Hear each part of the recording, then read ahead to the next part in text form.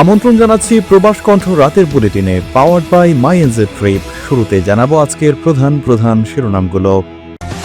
বীরের বেশে দেশে ফিরলেন শহীদ ওসমান হাদি, শায়িত হবেন কাজী নজরুলের পাশে। ডলারের বিপরীতে প্রায় 6 বছরের মধ্যে শক্তিশালী অবস্থানে মালয়েশিয়ান রিঙ্গিত। ডিসেম্বরের 17 দিনেই রেমিটেন্স ছাড়ালো $2 বিলিয়ন।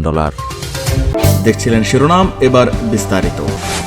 মাইএনজে ট্রিপের বিটুবি পোর্টালে আপনারা এখন থেকে পেয়ে যাচ্ছেন হোটেল ফিচার। 2 মিলিয়ন প্লাস হোটেলের অ্যাক্সেস আপনি পেয়ে যাবেন, যেখান থেকে আপনি বুক করে ফেলতে পারবেন আপনার পছন্দের হোটেল।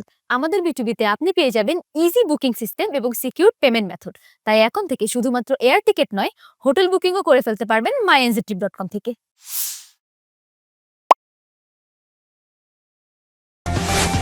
চিকিৎসাধীন অবস্থায় সিঙ্গাপুরে শেষ নিঃশ্বাস ত্যাগ করা ইনকিলাব মঞ্চের মুখপাত্র শরীফ ওসমান হাদির মরদেহ বহনকারী ফ্লাইটটি ঢাকায় অবতরণ করেছে। তাকে বহনকারী বিমান বাংলাদেশ এয়ারলাইন্সের BG585 ফ্লাইটটি বাংলাদেশ সময় শুক্রবার সন্ধ্যা 5:48 ঢাকায় নামে। বেসামরিক বিমান চলাচল কর্তৃপক্ষের সহকারী পরিচালক মোহাম্মদ কাউসার মাহমুদ বিষয়টি নিশ্চিত করেছেন। বিমানবন্দরের 8 নম্বর হ্যাঙ্গার গেট দিয়ে হাদির মরদেহ বের করা হয়। এর আগে হযরত শাহজালাল আন্তর্জাতিক বিমানবন্দরের নিরাপত্তা জোরদার করা হয়। মোতায়েন করা হয়েছে অতিরিক্ত পুলিশ, বিজিবি, এবিবিএন ও আনসার সদস্য। বিমানবন্দর থেকে শরীফ ওসমান হাদির মরদেহ সর্বসাধারণের শ্রদ্ধা নিবেদনের জন্য সরাসরি ঢাকা বিশ্ববিদ্যালয় কেন্দ্রীয় মসজিদে নেওয়া হবে। এরপর আগামীকাল মানিক মিয়া এভিনিউয়ে তার দ্বিতীয় নামাজে জানাজা অনুষ্ঠিত হবে। এরপর তাকে শায়িত করা হবে ঢাকা বিশ্ববিদ্যালয়ের কেন্দ্রীয় জামে মসজিদের পাশে, জাতীয় কবি কাজী নজরুল ইসলামের কবরের পাশেই। মালয়েশিয়ায় 10 রিঙ্গিতের 20 ক্লাব বিস্কিট কিনে এবার গাড়ি জেতার সুযোগ। আরও থাকছে প্লে স্টেশন, 10টি বাইসাইকেল ছাড়াও 20টি আকর্ষণীয় গিফট হ্যাম্পার। অংশ নিতে আপনার নাম, ফোন নম্বর, দোকানের নাম আর ভাউচারের ছবি পাঠিয়ে দিন কিউআর কোডের লিঙ্কে। অফারটি চলবে 28 ফেব্রুয়ারি পর্যন্ত। উল্লেখ্য, বৃহস্পতিবার রাত 9:45টার দিকে সিঙ্গাপুর জেনারেল হাসপাতালে চিকিৎসাধীন অবস্থায় মারা যান ইনকিলাব মঞ্চের মুখপাত্র শরীফ ওসমান হাদি। তার মৃত্যুর সংবাদ ঢাকায় পৌঁছালে কারওয়ান বাজার সহ বিভিন্ন এলাকায় উত্তেজনা ছড়িয়ে পড়ে এবং ভাঙচুর, অগ্নিসংযোগের ঘটনা ঘটে। গত শুক্রবার রাজধানীর বিজয়নগর এলাকায় গণসংযোগে অংশ নিতে গেলে চলন্ত মোটরসাইকেল থেকে গুলিবিদ্ধ হন শরীফ ওসমান হাদি। মাথায় গুলিবিদ্ধ হয়ে গুরুতর আহত অবস্থায় তাকে প্রথমে ঢাকা মেডিকেলে এবং এরপর একটি বেসরকারি হাসপাতালে ভর্তি করা হয়। এরপর উন্নত চিকিৎসার জন্য ওসমান হাদিকে এয়ার অ্যাম্বুলেন্সে করে সিঙ্গাপুরে নেওয়া হয়। যুক্তরাষ্ট্রের প্রত্যাশার চেয়ে কম মুদ্রাস্ফীতি তথ্য প্রকাশের পর শুক্রবার ডলারের বিপরীতে মালয়েশিয়ান মুদ্রা রিঙ্গিত শক্তিশালী হয়ে 4.07 স্তরে পৌঁছায়, যা প্রায় 6 বছরের মধ্যে রিঙ্গিতের মান সর্বোচ্চ নিয়ে গেছে।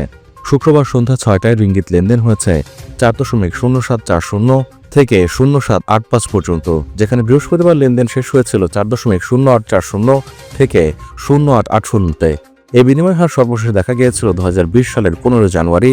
সেদিন ডলারের বিপরীতে রিঙ্গিতের সমাপনী হার ছিল 4.0740। ব্যাংক মোয়ালামাত মালয়েশিয়া বেরহাদের প্রধান অর্থনীতিবিদ ডক্টর মোহাম্মদ আফজানিজাম আব্দুল রশিদ বলেন, যুক্তরাষ্ট্রের সর্বশেষ ভোক্তা মূল্য সূচক CPI ইঙ্গিত দিচ্ছে ফেডারেল রিজার্ভ 2026 সালে আরও সুদ হার কমানোর দিকে যেতে পারে।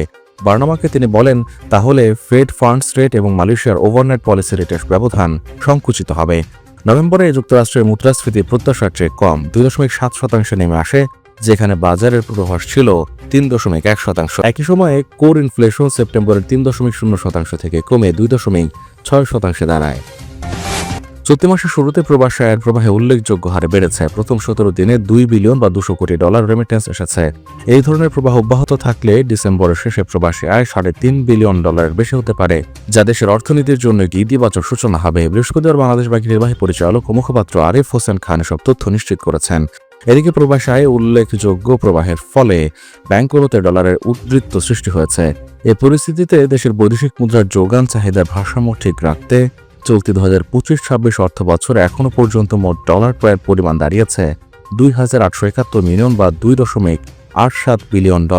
বাংলাদেশ ব্যাংক জানায়, চলতি মাসের 17 ডিসেম্বর দেশে এসেছে $17.70 লাখ আর 1 থেকে 17 ডিসেম্বর সময় দেশে রেমিটেন্স আসে $200 কোটি।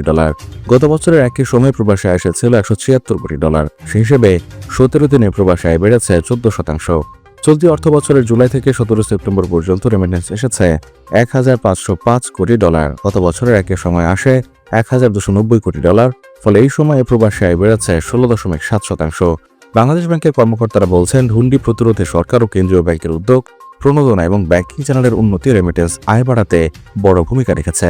এতে দেশের বৈদেশিক মুদ্রার রিজার্ভও স্বস্তিতে আছে।